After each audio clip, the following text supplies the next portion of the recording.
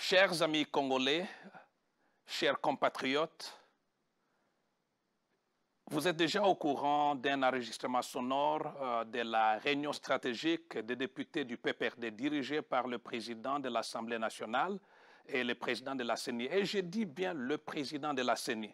C'est un enregistrement qui dévoile la stratégie du PPRD de s'éterniser au pouvoir à travers les élections de 2018. L'enregistrement prouve ce que nous connaissions déjà sur l'actuel président de la CENI. Il a une stratégie en place pour pouvoir aider le PPRD à gagner les élections en 2018 et au-delà. La Bible dit, car il n'est rien de caché qui ne doive être découvert, rien de secret qui ne doive être connu et mis au jour.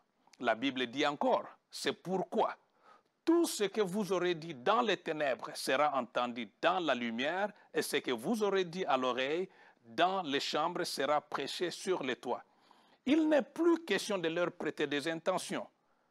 Je parle ce soir de la dignité du Congolais et du destin de la démocratie, d'où l'urgence s'impose.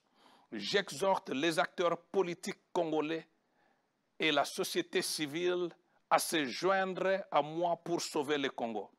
Lyndon Johnson a dit, parfois l'histoire et le destin se rencontrent à un moment donné dans un seul endroit pour façonner un tournant dans la quête sans fin de l'homme pour la liberté.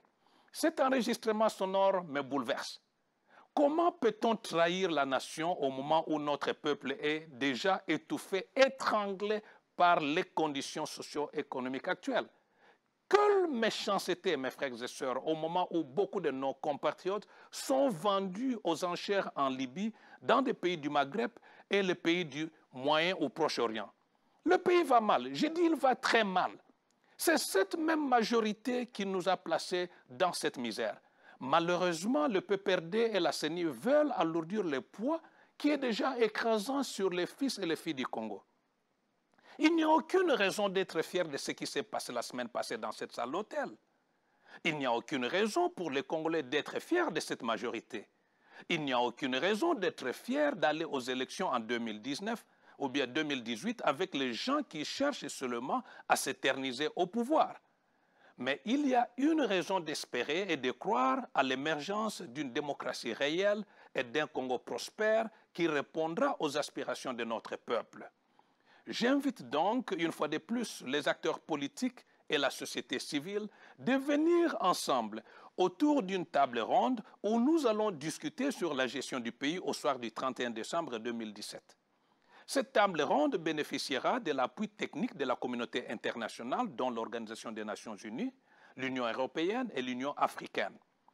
Nous comptons spécialement sur l'apport de la France de faciliter cette table ronde à cause du désir de cette administration, de l'administration actuelle, de chercher un nouveau partenariat avec l'Afrique. Il nous faut une nouvelle structure réellement indépendante et impartiale qui va organiser les élections après une transition neutre et négociée. Car les cris de douleur, les prières, les protestations de peuples opprimés ont convoqué notre conscience.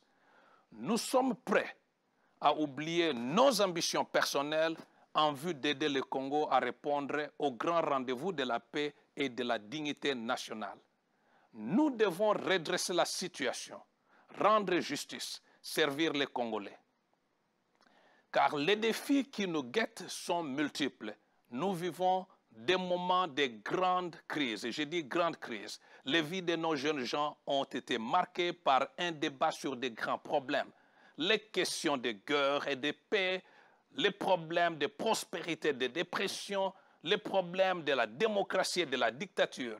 Nous devons agir et agissons maintenant et résolvons cette affaire une fois pour toutes.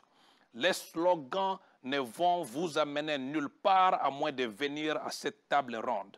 Personne ne va réussir seul. D'autre part, la peur n'évite pas les dangers.